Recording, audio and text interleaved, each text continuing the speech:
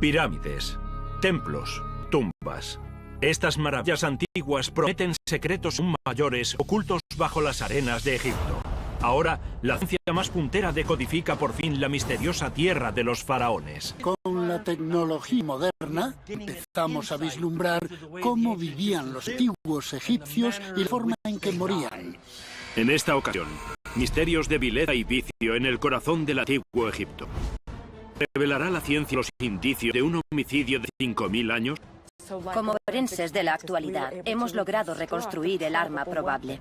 ¿Demostrará el descubrimiento de esta fosa común que infringían el tabú por excelencia? Personas que comen personas. Canibalismo. ¿Y se revelarán los sorprendentes elementos que formaban parte de la adoración en el antiguo Egipto? El objetivo es emborracharse lo máximo posible. Los antiguos egipcios se drogaban. Pistas desenterradas. Indicios perdidos en el pasado reexaminados. Objetos valiosos observados a la luz del siglo XXI. Estos son los enigmas de Egipto.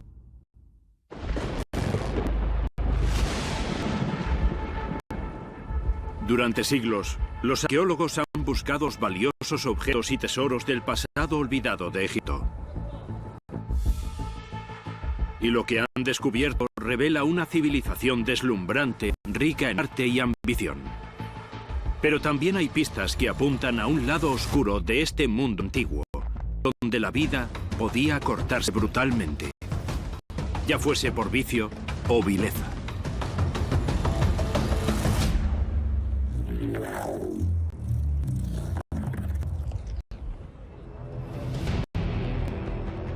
Museo Británico de Londres. Entre las piezas estrella, dos momias misteriosas. Se exhiben desde hace poco más de un siglo.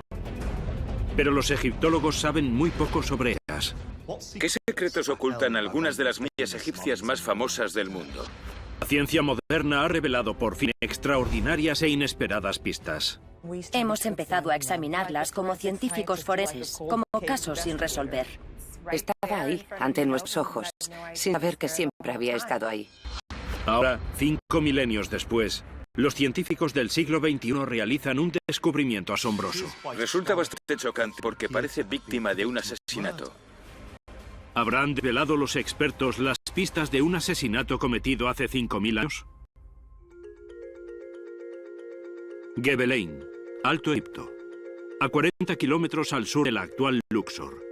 En 1896, un arqueólogo británico descubre 6 cadáveres en la arena. Parecen cuidadosamente enterrados. Fueron encontrados en posición fetal. Y la posición fetal es muy importante para los antiguos egipcios, porque así se devuelve a un fallecido al contexto del renacimiento, para que puedan renacer de nuevo en la vida eterna. Los cadáveres descubiertos en Gebelein no se parecen a los de otras momias conservadas. No están embalsamados, ni envueltos en lino. Por el contrario, fueron enterrados directamente en la arena. Hemos determinado que no los momificaron a propósito. Se conservaron como por accidente. El ambiente cálido del desierto secó de manera natural el cuerpo. Cuando descubrimos los cadáveres, la arena los había conservado, había desecado los cuerpos. El varón es el mejor conservado. Tenía el pelo pelirrojo. Entre la comunidad del museo, debido a esas mechas de pelo pelirrojo, durante años ha sido conocido como Ginger. En 1901, 2 de los cadáveres, el hombre y la mujer de Gebelein, son trasladados al Museo Británico. Él está mejor conservado y el museo lo expone. Pero los egiptólogos de la época no consiguen cifrar gran cosa. Y su misterio perdura durante más de un siglo. Entonces, en 2012, las nuevas tecnologías ofrecen a los arqueólogos forenses Daniel Antoine y René Friedman la posibilidad de desvelar la historia de las momias de Gebelein. Investigamos para determinar su edad. La datación dice que probablemente vivió entre el año 3000 y el 3300 a.C.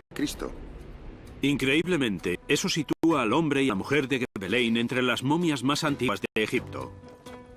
Fallecieron antes de la invención de la momificación, lo que explica por qué los enterraron en la arena. Es una época anterior incluso a los primeros faraones. El periodo en el que vivieron es anterior a que Egipto se convirtiese en un estado. No existían los líderes faraónicos, eso es posterior. Si hablamos de los periodos primitivos de la historia egipcia, estamos ante un periodo donde la vida es bastante salvaje. Era un periodo en el que reinaba la violencia, porque tenemos famosas obras de arte que lo demuestran. Este violento mundo es la primera pista para recomponer la historia antigua de las momias de Gebelein. Daniel Antoine confía en que la ciencia actual revele más detalles incluso. Y centra su atención primero en el hombre. Daniel usa unas técnicas avanzadas para estudiar a Ginger con un detalle inimaginable en el siglo XIX, cuando se encontraron los cadáveres. Lo extraordinario de este individuo es que ha estado expuesto en numerosas ocasiones durante años y no sabemos casi nada sobre él. Yo estaba deseando averiguar algo más sobre él como persona, por eso le hicimos un tag y eso reveló muchísima información. Es maravilloso que la ciencia nos ayude a conocer a estos individuos. El tag produce una imagen en 3D, y no solo de la superficie de la momia. Capta los detalles que hay en su interior, para revelar información nueva sobre Ginger, el hombre de Gebelein. Queríamos averiguar qué edad tenía. Si nos centramos en el húmero, por ejemplo, vemos que la cabeza está empezando a fusionarse, lo que sugiere que era joven cuando falleció, entre 18 y 21 años. Los egiptólogos ahora saben que el hombre de Gebelein vivió durante una era turbulenta y violenta de la historia, que murió joven. Pero el tag revela que estos dos hechos pueden ser más que una coincidencia. Nos desconcertaba una lesión en el omóplato izquierdo. Si nos fijamos, vemos que está dañado si lo comparamos con el derecho, aquí. Vemos que el hueso está destrozado y vemos que la cuarta costilla también está rota. El tag ha descubierto indicios inesperados de que sufrió una lesión brutal. Daniel y René estudian las heridas en busca de pistas de su causa y llegan a una conclusión escalofriante. Parece que recibió un único golpe, violento, en el omóplato izquierdo. Puede que ni se percatase. Como científica forense, como investigadora de casos sin resolver, podemos reconstruir el arma probable. Y probablemente fue un arma fina, de metal, una daga, que penetró hasta la empuñadura. A este hombre lo apuñalaron por la espalda y casi con toda certeza murió preso. Es un hallazgo extraordinario. 100 años después del descubrimiento del hombre de Gebelein y de su exposición pública, la ciencia moderna ha revelado que en realidad es la joven víctima de un asesinato de hace 5.500 años. Es sorprendente pensar que este individuo lleva expuesto en el Museo Británico más de 100 años. Y solo ahora hemos descubierto que fue víctima de un asesinato. La ciencia ha iluminado por fin una de las eras más oscuras del antiguo Egipto. Revela un mundo violento donde la vida era peligrosa y podía truncarse prematuramente. Pero las momias de Gebelein tienen más secretos que compartir. Y la ciencia ahora está preparada para desentrañarlos.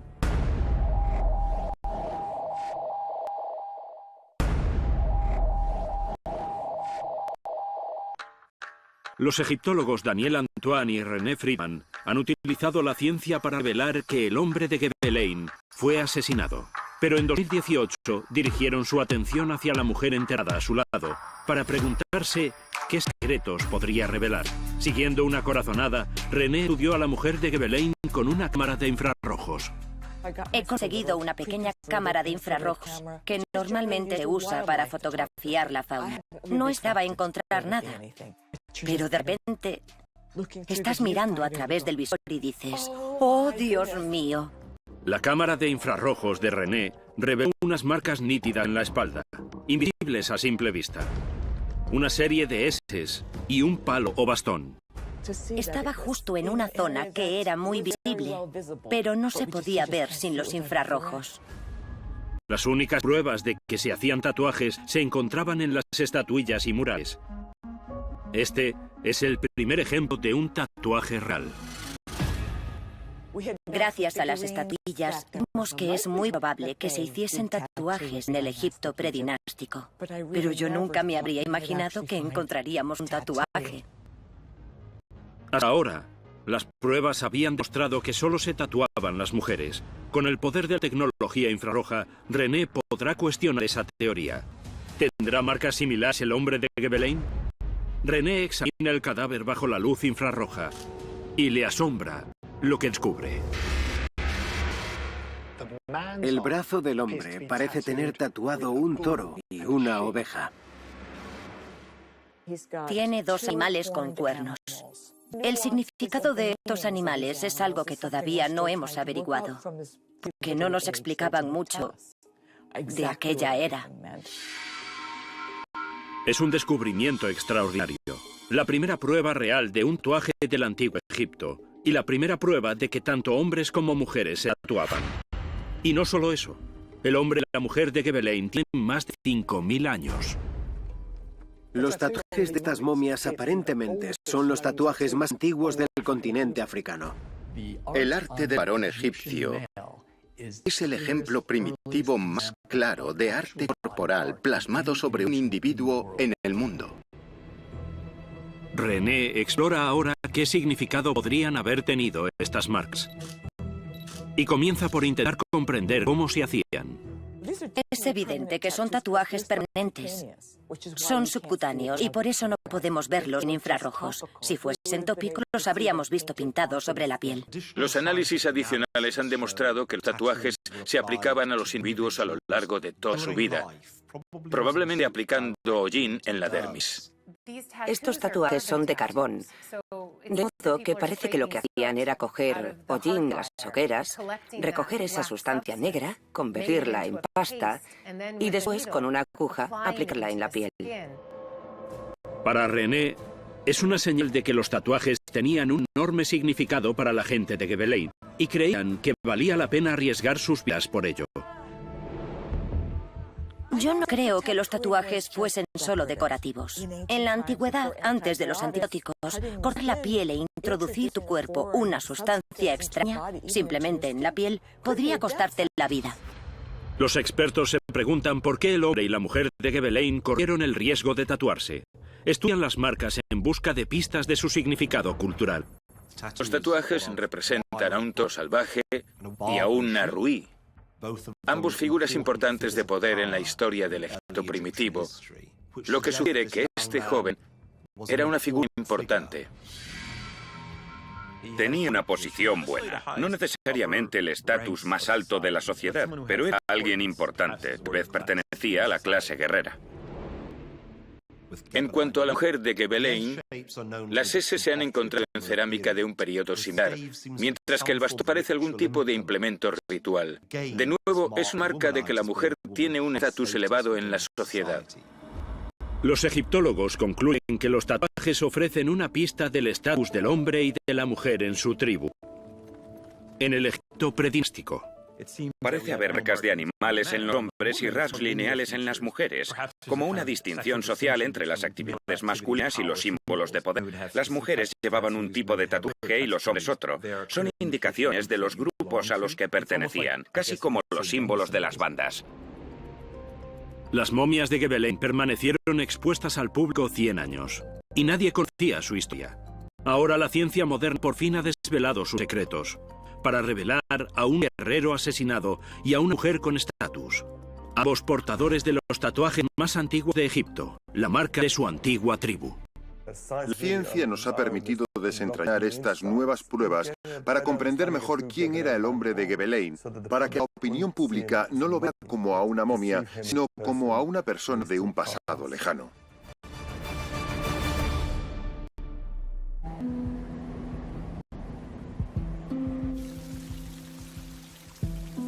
La ciencia empieza a arrojar luz sobre los retazos más oscuros de la vida egipcia, para revelar los sorprendentes detalles del asesinato y el tribalismo.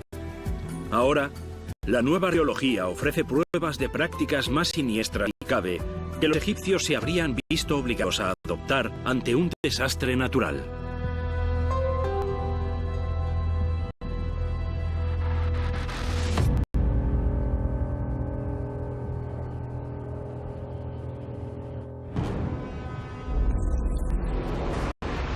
Un inquietante y siniestro descubrimiento surge durante una excavación arqueológica rutinaria. Un cementerio abarrotado con 9.000 cadáveres. Hay pruebas que sugieren una actividad grotesca e inquietante. Personas comiendo personas. Canibalismo. Parece una peli de terror.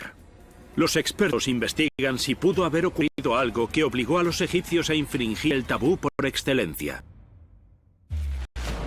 1999, norte de Egipto. Las excavaciones de la ciudad antigua de Mendes revelan miles de cadáveres. Prácticamente ibas pisando cadáveres. Las investigaciones iniciales sugieren que todos murieron en un momento concreto de la historia, aproximadamente en el año 2200 antes de nuestra era. Parece que todos murieron en el mismo momento. Y esto coincide con el fin del reino antiguo. El reino antiguo es la era más ilustre de la historia del antiguo Egipto, en la que se construyeron monumentos inmensos. El reino antiguo es el periodo de los grandes proyectos de construcción, como las pirámides y la Esfinge. Pero en sus últimos años, la construcción de estas grandes obras se frenó en seco. ¿Qué ocurrió para que el reino antiguo tuviese un fin tan brusco?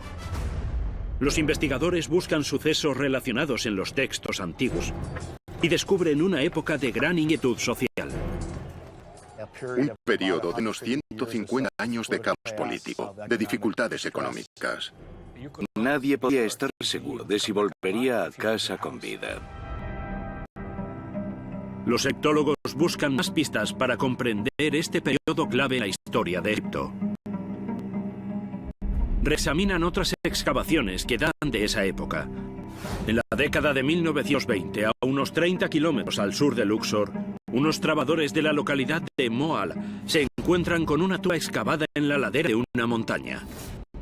Esa tumba pertenece a un hombre llamado Antifi, que era un gobernador importante de esa zona. Esta tumba data del mismo periodo que las tumbas de Mendes. Contiene inscripciones que pintan una imagen gráfica de la época. Dejó constancia de este periodo de angustia, de producción agrícola pésima, en el que la comida estaría muy limitada. Los textos ocultan un secreto siniestro, un inquietante relato de canibalismo.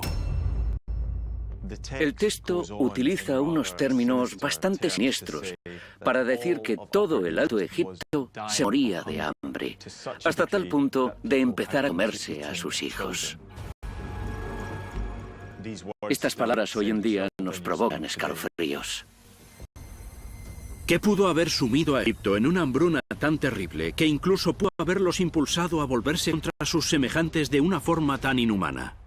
Los científicos buscan respuestas en el alma de Egipto, el Nilo.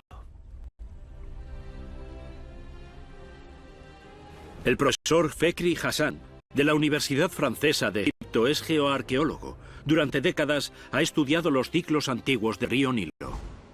El Valle del Nilo es el cordón umbilical de Egipto. La característica del Nilo es que experimenta crecidas anuales en verano, que hacen que las llanuras de inundación se vuelvan un entorno vegetal exuberante.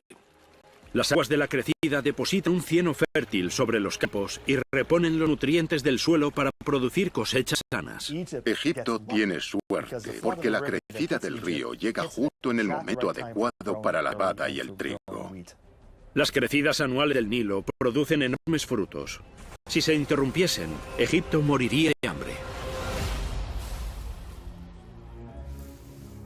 Sabemos que el grano almacenado era suficiente para un par de años, pero si no había buenas inundaciones en 3 años, la comida se agotaba. ¿Y qué se podía hacer? Cualquier alteración de este ciclo anual significaba un desastre para los egipcios. Los inquietantes jeroglíficos de Moala en el sur y el estado de miles de cadáveres de Mendes en el norte apuntan a una hambruna generalizada y letal. Las pistas de la causa de este desastre se encuentran en el Nilo. El Valle del Nilo y el canal y los diferentes depósitos que llegan todos los años han ido cambiando casi anualmente. Eso es algo que no muchos saben, pero es extremadamente dinámico. Y solo comprendiendo ese dinamismo empecemos a comprender la civilización egipcia. El profesor Hassan tiene una teoría, que el Nilo dejó de crecer, lo que provocó una hambruna que llevó al fin del reino antiguo. Para investigar esta teoría, utiliza la técnica de sondeo con extracción de testigo. El sondeo con extracción de testigo permite a los arqueólogos sacar una columna de la tierra. Las capas se van acumulando con el paso del tiempo y cuando los geólogos y arqueólogos examinan estas capas, obtienen casi un diario de los sucesos naturales y humanos que ocurrieron durante ese periodo. Ves las capas de barro y a veces encuentras señales de inundaciones muy violentas. Ves arena. Cuando las inundaciones son más suaves, encuentras depósitos de tierra finos. Mientras estudia los núcleos, una muestra llama su atención. En el medio de esta secuencia de barro había una capa de depósitos de carbonato y de hierro. Y eso fue muy emocionante. Significa que el agua había dejado de fluir. Esos indicios sugieren que durante algún tiempo no hubo crecidas.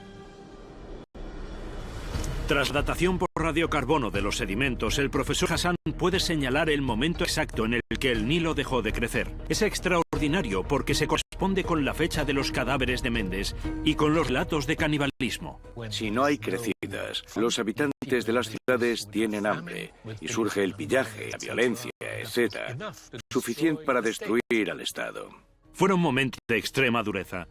La hambruna generalizada provocó muertes en masa y posiblemente canibalismo mientras la sociedad se desmoronaba. El desplome del reino antiguo se debió a falta de inundaciones y a las hambrunas. La gente se vio obligada a comer cualquier cosa y empezó con sus semejantes. En las hambrunas ocurren cosas terribles. La gente llega a extremos. Ante la falta de crecidas, Egipto se muere. Obligados a elegir entre la vida y la muerte, algunos tal vez superaron el último tabú de la sociedad, mientras el reino se desmoronaba a su alrededor.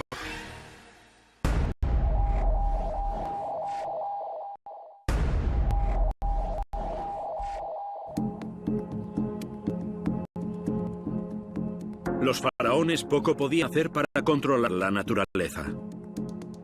Pero sí que civilizaron el antiguo Egipto, introduciendo una nueva era de ley y orden, erradicando algunos de los vicios más oscuros de la sociedad. Sin embargo, mientras imponían la ley, los faraones no se detenían ante nada para proteger la pureza de su linaje.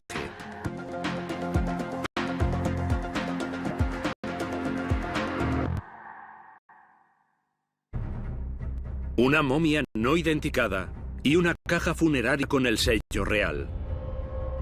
¿Podrían ser estos los restos mortales de Hatshepsut, la faraona que intentaron borrar de la historia?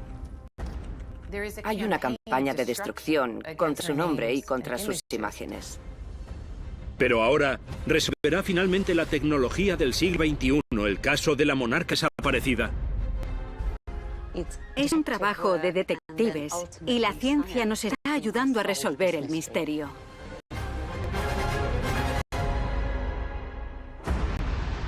...2007... Museo de Cairo. Los científicos analizan muestras de ADN de una momia no identificada. Creen que este cadáver puede ser de una faraona cuyo rastro se perdió hace mucho tiempo, Hatshepsut. La reina. Una mujer muy capaz, muy inteligente y además muy poderosa. Ella era única. 1479 antes de nuestra era. El esposo de Hatshepsut, el faraón Tutmosis II, fallece. Su esposa asume la misión de gobernar Egipto hasta que su hijastro tenga la edad para ascender al trono. En principio, ella es la regente, pero gradualmente va tomando la decisión de convertirse en reina y señora de todo Egipto.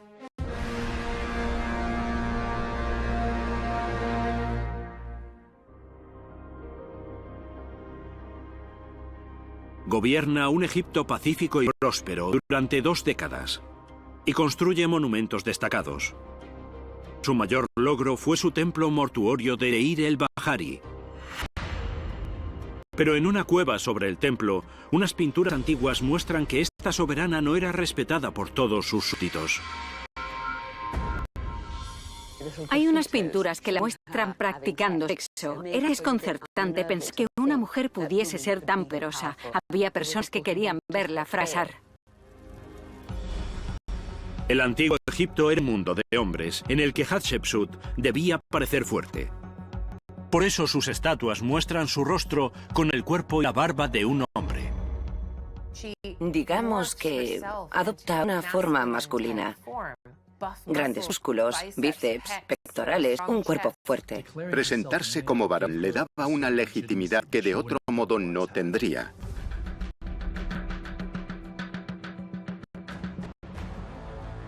Pero tras su muerte, su hijastro Tutmosis III temía que su reinado fuese una mancha en la línea de sucesión e intentó borrar a Hatshepsut de la historia. Hay una campaña de destrucción de su nombre e imágenes. Su recuerdo se suprime y se borra de la historia del antiguo Egipto. Aunque la ubicación de tumba de Hatshepsut es conocida, su cadáver nunca ha sido identificado y la búsqueda de los restos dura ya más de un siglo. 1881, Valle de los Reyes. Se abre una tumba en la que reposan 50 miembros de la realeza. Pero Hatshepsut no está entre ellos. No la conservaron con todos esos reyes. Qué raro. Pero los arqueólogos descubren un indicio curioso. Hay una caja con el nombre de Hatshepsut grabado. La caja se cree que contiene restos funerarios, pero el tiempo la ha cerrado herméticamente. Los arqueólogos del siglo XIX fueron incapaces de abrirla. No pudieron identificar su contenido. La caja se guardó en las cámaras acorazadas del Museo del Cairo. 20 años después, en 1903, Howard Carter descubre otra tumba en el Valle de los Reyes. En su interior hay trozos de venas, vasijas rotas, comida, momias algo deterioradas, restos por todas partes. Contiene los cadáveres de 2 mujeres. Un cadáver estaba en el suelo, pero el otro estaba en un sarcófago, con una inscripción que identificaba a la momia de su interior como asistente de Hatshepsut. El ataúd está grabado con el nombre de una mujer, Sid Rein, que fue el ama de cría de Hatshepsut. Carter no encuentra pista alguna para identificar a la segunda momia. Ante la ausencia de tesoros, tachó la tumba de irrelevante y ordenó sellarla. La cámara funeraria y su momia permanecerían en el olvido durante casi un siglo, hasta 1989. El arqueólogo estadounidense Don Ryan descubre la tumba y reexamina la momia no identificada encontrada en el suelo.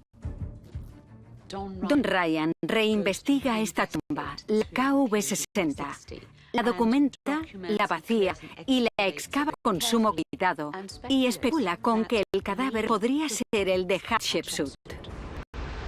Concluyó que el cadáver misterioso era el de una mujer fallecida en la cincuentena. ¿Podrían ser los restos de la faraona desaparecida?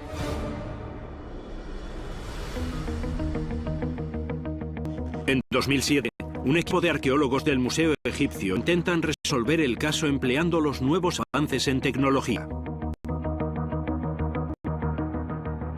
La momia no identificada es trasladada a un hospital de Asuán para realizarle un TAC. Mientras, la antigua caja marcada con el nombre de Hatshepsut es recuperada del Museo del Cairo. Y también se somete a un TAC, que revela finalmente su contenido: un hígado humano. Y algo que los arqueólogos nunca habrían esperado. Contiene, entre otras cosas, un molar. Los expertos analizan el TAC de la momia no identificada.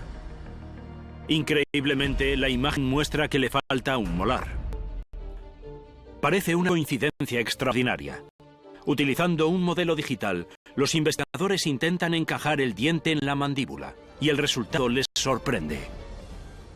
El molar encontrado en la caja encaja en la boca de la momia con una precisión milimétrica.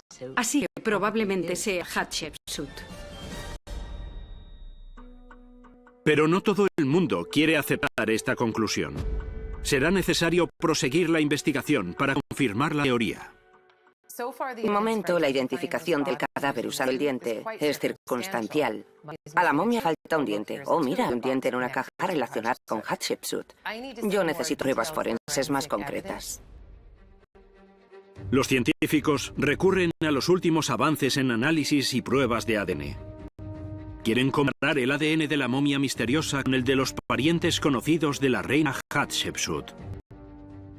Los estudios de ADN iniciales se hicieron con tejido del cadáver de la momia, que se comparó con el de quien creemos que era la abuela de Hatshepsut. Y los resultados son muy curiosos. El equipo tiene una identificación positiva. La momia está relacionada con el linaje real. Las pruebas de ADN sumadas al molar indican que este cadáver pertenece a Hatshepsut.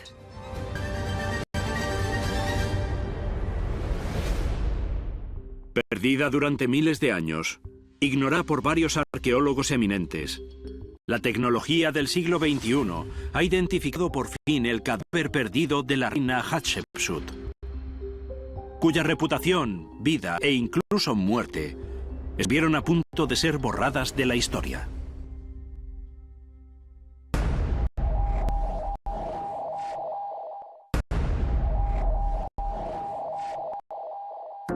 La esperanza de vida de los egipcios era corta.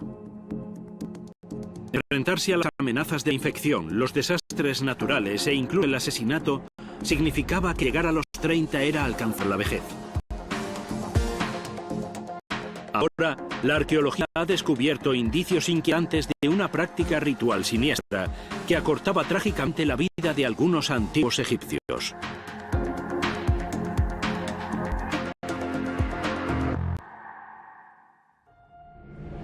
Es el descubrimiento de los restos del templo de un rey, pero también de una fosa común. ¿Quiénes eran esas personas? ¿Se trata de un acto brutal de genocidio o son las víctimas de una epidemia? ¿Los estrangularon, los envenenaron, cómo los mataron? O tal vez fuesen súbditos devotos dispuestos a servir a su rey en la otra vida. ¿Por qué entierran a siervos con reyes y reinas? 2003. Abidos, sur de Egipto. Un equipo de la Universidad de Pensilvania excava el complejo de un templo ubicado en un enorme cementerio antiguo. Se remonta a los tiempos de la primera dinastía de los reyes egipcios. Es el cementerio de los primeros soberanos de Egipto. El complejo de templos se construyó para conmemorar el fallecimiento del faraón Or-Aja. El faraón Or-Aja está considerado generalmente el primer faraón de la primera dinastía, que marca el comienzo de la historia de la unificación de Egipto como país. Cerca del templo, los arqueólogos hacen un descubrimiento inquietante. Cadáveres y cadáveres de hombres jóvenes. Todos los individuos son varones. Todos tienen entre 20 y 25 años. ¿Por qué encontramos una fosa común en el antiguo Egipto? Un lugar donde no son de esperar este tipo de tumbas. Los expertos examinan los restos de los muertos. Curiosamente, no muestran señales de heridas ni de enfermedades. Ha habido muchas especulaciones sobre el significado de estas muertes. ¿Los estrangularon? ¿Los envenenaron? El equipo busca pistas en el propio entorno, utilizando tecnología de exploración magnética. Y encuentran algo curioso en la Tierra. Hay como un tejadillo continuo sobre las tumbas, lo que indica que selló todo al mismo tiempo. Esto lleva a una conclusión. Todos murieron a la vez. Las excavaciones han revelado lo que a primera vista parece una práctica bastante macabra. Concretamente, un número de individuos que parecen haber sido víctimas de un asesinato ritual. El descubrimiento reactiva una apasionada discusión que dura décadas en el mundo arqueológico. ¿Puede que se sacrificasen seres humanos en los períodos más tempranos del antiguo Egipto? Si se trató de un sacrificio, ¿quiénes fueron las víctimas? ¿Y fueron voluntariamente? El cuidado con el que dispusieron las tumbas y la presencia de objetos funerarios sugieren que eran conocidas por el faraón. Hay tumbas más pequeñas en las que creemos que hay individuos que probablemente sirvieron al rey o a la reina en vida. Estos jóvenes enterrados junto a los faraones les habrían servido en la vida eterna, cumpliendo los roles que habían cumplido en esta vida. A la muerte del faraón, es posible que sus amigos y sirvientes entregasen voluntariamente su vida para acompañarlos eternamente. Estos sirvientes, que habrían pasado gran parte de su tiempo con el rey, con el faraón en vida, debido a sus creencias religiosas, tal vez se habrían sentido obligados. Si sabes lo que acarrean los lujos de la vida que llevas, supongo que acabas asumiéndolo. No hay indicio alguno de que fuesen asesinados con violencia. Están tendidos perfectamente tranquilos en sus tumbas, sin marcas ni heridas físicas. Por lo tanto, debemos asumir que acompañaron voluntariamente a su rey al otro mundo. Un servicio tan devoto, tanto en la vida como en la muerte, era habitual en muchos de los primeros soberanos. Pero la historia revela que la práctica del sacrificio humano no duró demasiado. Las únicas pruebas de sacrificio humano son de la primera dinastía, del comienzo de los faraones. Después de la primera dinastía, la práctica parece cesar. Así que es un fenómeno restringido a ese tiempo y lugar. Rápidamente los antiguos egipcios se percatan de que es algo estupendo para el rey fallecido, pero que no es tan bueno para quienes desean seguir viviendo en este mundo. De modo que inmediatamente deciden que el sacrificio de los sirvientes debe cesar. En lugar de sacrificar personas para que atiendan al faraón en la vida eterna, crean avatares. Hay unas estatuillas pequeñas llamadas shuapti, normalmente de un azul brillante. Shuapti significa lo que responden, son figuras de sirvientes. Estas figuritas parecen momias. En la parte frontal tienen jeroglíficos. Y si los leemos, ponen básicamente: estoy aquí para trabajar en nombre de los fallecidos. Creía que esas estatuillas cobrarían vida y asistirían al faraón en la vida eterna, sustituyendo a las víctimas de los sacrificios. Lo que vemos son prácticas mágicas diferentes, sustitutos, estatuas, figuras que serían habituales en las tumbas. Los soberanos de la primera dinastía de Egipto tenían el poder de la vida sobre la muerte. Pero a medida que se desarrolló la religión egipcia, la práctica del sacrificio humano desapareció.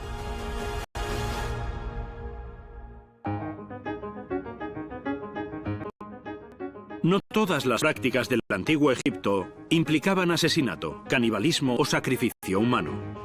La arqueología moderna empieza a revelar un lado más amable de esta extraordinaria civilización y demuestra que eran capaces de vivir momentos de alegría y de abandonarse al hedonismo, siempre y cuando formase parte de un asunto tan serio como la adoración.